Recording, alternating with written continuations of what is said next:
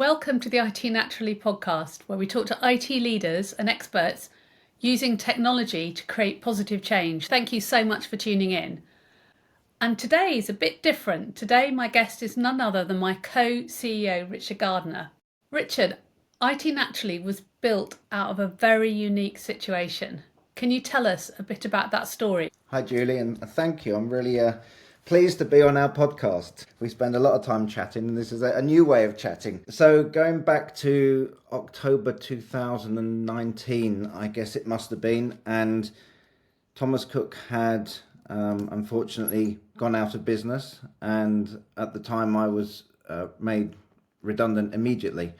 And so I'd set about looking for new jobs, and I was out busy pounding the streets of London. And one day I was just about to go into a job interview, and I got a phone call from you. You said to me, "I've just had a really bizarre conversation with the CIO of Condor Airlines, and he's wondering if we'd like to set up a business so that we could take over all the IT infrastructure and the necessary people and the contracts from people like IBM and Wipro and enable Condor to keep operating. Would I be interested?" And I thought about it for a split second. I said, "Yep, I'd definitely be interested. This sounds like a really good opportunity. We could do lots of really good things here. Have you ever wanted to run a company before?" Well, I did. I'm not so sure that you did, but you had, massive experience of IT. And so we grabbed that opportunity with both hands. And I remember sitting down at your kitchen table, and we didn't have a back of a fag packet, but we had a piece of paper, and we said we'd write ourselves a little charter and put down in it what was important to us. And that was everything from, how we were going to make decisions together, types of companies we weren't going to do business with, and just some really sort of fundamental rules of how we were going to operate IT Naturally. And it's really held good for us. I think that document, it kind of set the values up from day one of the sort of company that we wanted to be. Two of the things that I love, Richard, that we've done was we give a proportion of our profits to charity. Even from day one, when we didn't even know if we'd make a profit, we decided we want to give a proportion of our profits to charity. And the second one is that from day one, we will be carbon neutral. So we've always offset every ounce of carbon we ever created. Yeah, and I really like the time in the year, each year, when we look at how much profit we've made and how much we can give away to charity, and then having those meetings with our charities that we support. And as much as anything, that motivates us, I think, to make a good profit, because the more money we make, the more money we can give to the charities. So that's a really great motivator. Yeah, notice it's nice, and it's nice to feel that the company, 5 years on, we're running the business that we set out to run. We hadn't got a clue, did we, whether we would survive, and going live with our first tickets in January and COVID coming in March was not good, and not good when your only customer at that stage is an airline. But 5 years later, we're still here. We're still here. We've been very lucky. We've both been in IT leadership for a very long time. I don't really want to talk about how long. It's very long. How's the IT landscape changed over the years? It's changed a lot. I mean, there are certain shifts. One of the great big shifts, I think, is the away from on-premise hosting. I remember the days when I used to go and walk around great big IBM data centers with thousands and thousands of servers in them, and data centers that belong to the actual companies. I worked for people like NTL Telewest, and they had their own data center, and it was a great big data center, and lots of other companies, and it was the company's employees that supported them themselves.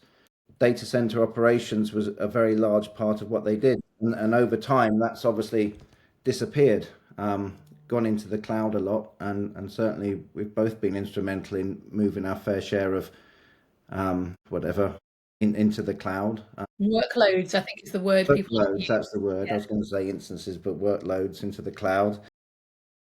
And that's progressed even further now as we're moving towards serverless technology and everything that's infrastructure as services. So that's a massive shift. One that keeps us awake at night, I think you and I awake at night, is the the massive shift in the security landscape.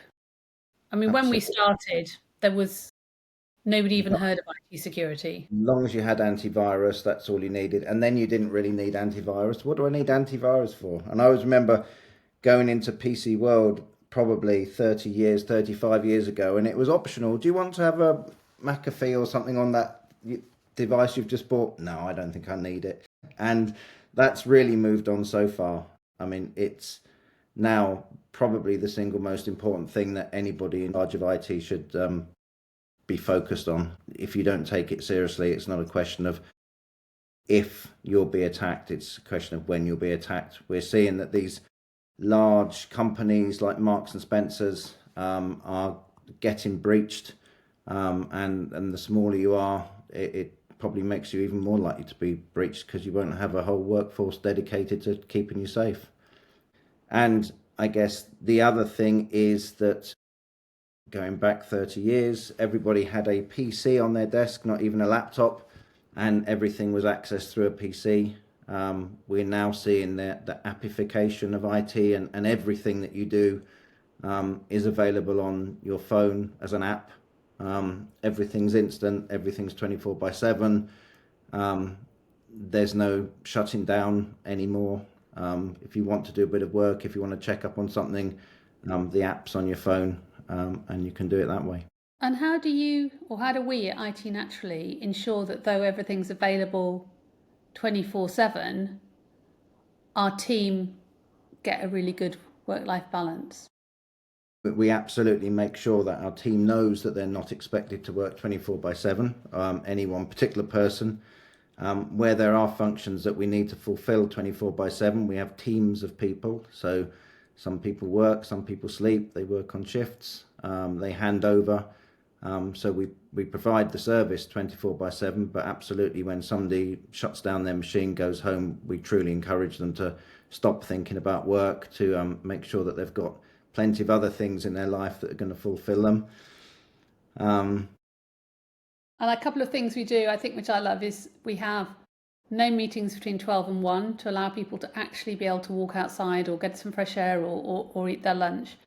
And the other one is we try, wherever possible, to have no meetings Fridays, so that Fridays is the day that people get their work done. Because it's so, in this always on world, it would be really easy for people never to have any downtime. It's really important. Yeah. In our world, in the MSP world, there's certainly a shift in our market landscape, with businesses wanting lots more flexibility with hybrid support models. Why do you think that shift's happening at the moment? Yep, we're definitely seeing a shift with co-working between MSPs and companies. I think the shift is happening at the moment because companies see that there is a way to get the same outcomes for paying maybe not quite as much money if they use the resources that MSPs have got, potentially the ones that work 24/7. MSPs have those people in place, and if you're a business and you need 24/7 support in any way, you're probably going to need to take on another 3 or 4 people to cover shifts and holidays. Whereas in many instances, MSPs already have those people in place, and they can just support and capitalize on that. I think also there's specialisms that MSPs offer, and that's another reason why, for a fraction of the cost, you can buy a bit of some time from an MSP to focus on one particular thing. And again, that's why co-working is becoming popular. And I think we've both noticed that there's a lack of confidence in the long-term future for people. People aren't wanting to sign up to 3-year outsourced deals. They want to have something much short. They don't know what 3 years away looks like, and that's been quite a shift in the last 5 years, feels like to me. Absolutely. And buying a service from an MSP is very intangible. It's not like going in and buying a car. You can't see it and put the windows up and down and see how fast it goes. And, it's asking a lot for a company to sign up to something for 3 years when they haven't any experience of whether it's good or bad. So shorter contracts and giving people the opportunity to feel what it's like before you ask them to take it on for longer seems like a good thing to do. Totally. And I'm going to go back a little bit to security because, as you said, it's one of the biggest things going on in our world, the biggest shift going on in the world that you and I inhabit. And one of the things IT Naturally does is security and compliance audits for people so that they can understand where their high-level risks. What are the things that shock you when you do a security and compliance audit? The things that are shocking are just how bad the provisions around security are. I guess the most shocking is passwords. We have experienced and see that passwords have been leaked onto the dark web. And when I say passwords, I mean somebody's clear password, invisible text next to their logon, for instance. People using the same password for different systems. So if one password is breached, then the chances are that attackers can use it multiple times. That's really shocking. Complexity of passwords as well. You should always have at least 16 characters, and it should be randomly generated and very difficult. If somebody held the gun to my head and said, "Give me your password," I couldn't do it because I couldn't do it in a million years because they are all unique and very complicated. So that's passwords is definitely a big area where there's shocks me. And one of the things that I think we've had a couple of times with business leaders, particularly, I think probably more mature business leaders who've owned their business for a long time, is the lack of belief that the security landscape has changed so much, and that actually, whether you want to put the tools in to secure it or not, you have to. People will click links on passwords. Frequently, it's the blooming senior people in the organisation that are the ones that click the links, the ones that don't, that the highest risk people. There's definitely a belief that it won't happen to us. Exactly. The other thing that we notice a lot is companies who set up things like their Microsoft 365 tenant, which is very, very critical to many businesses because it holds all the data as you're in and out for your email and everything. But people that aren't expert in it are setting it up, and they say, "Oh yeah, we've got it all covered." And there's a thing in Microsoft 365 called the secure tenant. The score, the Microsoft Secure Score. And we would always be aiming to secure our customers and have a score of 80 plus. Anything below 80 plus, 78 to 80 is all right, but anything below that is not very good at all. And people say, "Oh yeah, we've got it all set up, it's all fine." And we say, "What's your secure score?" "Oh, it's 55. So it's not. You've got loads of gaps, and there's so many different things that need to be configured and policies that need to be put in place. It's really something to be left for the experts to do. Definitely. I'm going to change our direction completely now to talk about our values, to go back to those thoughts that we had at the beginning, which have, I suppose, crystallized over the last few years. We've grown into them. But values and ethics are a big part of why we started IT Naturally. And we've been a B Corp for a couple of years now. How do you think that changes or influences the way we design and deliver our services? It definitely does change how we design and deliver our services. We have to put first in our minds that however we do it is going to be supportive of people. However we do it is going to be sustainable. And we work with partners a lot. We buy software through various intermediaries. We buy hardware, we buy SaaS services and other services as well. And so when we're choosing partners to work with, we have a checklist that our procurement team runs through with them to make sure that they are doing as much as they can be and sharing our values, particularly in the spaces of sustainability. Are they tracking towards net zero, carbon neutral? What things do they have in place? Do they have the various policies around people and how, from everything, some of the smaller companies don't need it, but anti-slavery policies, those sort of things, just general welfare and how people are treated. We need to make sure that those are all okay. So we make sure all of those things are done, and quite often we would walk away from who would be a really ideal partner if they don't share those values or don't demonstrate that they've got something in place. Further to that, when we're looking at, if we're working on cloud with a partner, with a customer, we will consider carefully which cloud would be the most environmentally sustainable, which one uses the least energy, generates the least carbon, uses the least water. And that can differ from region to region, country to country. It's not always going to be AWS, it's not always going to be Azure. So we're starting to adopt tools where we can see where, depending on the region, the most sustainable clouds are to use, and sharing that information with our customers. And also we really encourage our customers to only renew when they need to renew, not when they fancy renewing. And then when they do have to renew, we support them with their disposal, and we do that in a very ethical way with zero You're talking sending about to kit at the landfill. moment, aren't you? You're talking about hardware at the moment. Hardware, yeah, So don't get a new laptop until you've really used your old laptop. exactly. And with your old laptop, we work with a company that then cleans them and then reuses them again for people who don't need a high spec. Yeah, and zero goes to landfill. Really proud of that. It's a really good connection. Some of our most fun times have been when we've done some of our charity events. Particularly fun for me because I'm the person that goes around and supports them, but I'm not the person that actually does the running or the climbing. That's you.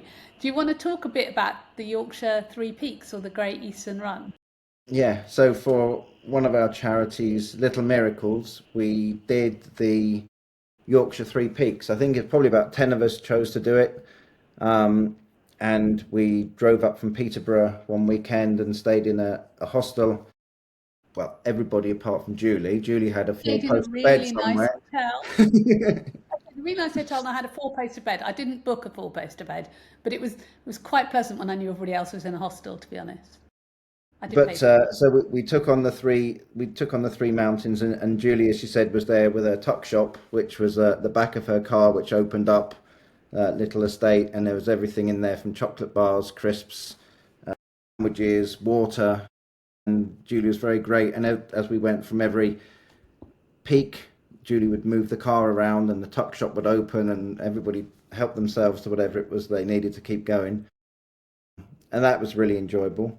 And then closer to home, I think a year or 2 years later, we did the Great Eastern Half Marathon. And I think there was probably slightly less of us did that. But that was great fun. And some of the people didn't even know how long a half marathon was before they started it on the day, and wondered why they were still running after 6 miles. Few of them didn't quite make it all the way, which we did keep asking them to not underestimate it and go training, and there was a little bit of naivety about it. But the will was commendable. It was, and it was a great team thing, and I love the fact that it's such a team thing that everyone across the company gets involved. Everybody who wants to get involved across the company gets involved. Looking back at how far we've come in the last 5 years, how far IT Natural has come in the last 5 years, what are you most proud of, and what excites you most for the next chapter? Without a doubt, I'm most proud of the people that work for IT Naturally. Right from day one, going back to the start of our conversation when we decided to set up the company to support Condor, we asked about 25 people that we would like them to come on this journey with them and with us, and practically everybody said yes. And I think practically everybody's still with us. We know there's one or two people that aren't, but the vast majority of people are still with us 5 years on. And without any hesitation, people put their hands up. They throw themselves into everything we ask of them, and really, the success that we are now is due to the people that work for us. I totally agree. I mean, I think we found during COVID we did a 30-day migration from an on-premise IBM data center to the cloud, didn't we?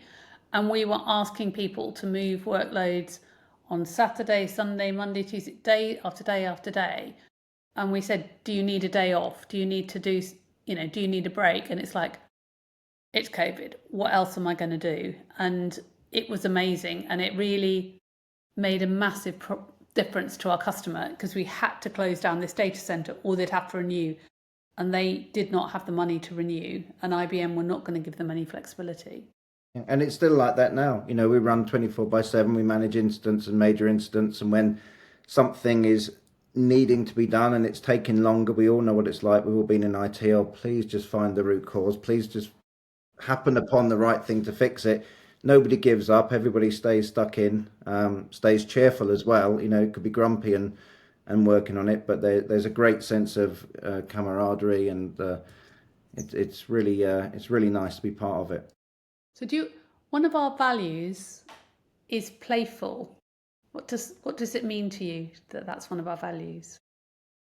It means that whilst we do a very, very important job and have a huge amount of specialist knowledge, whether it's securing IT estates or making sure that people can run 24/7, we do it with a smile on our face and our hearts full of joy.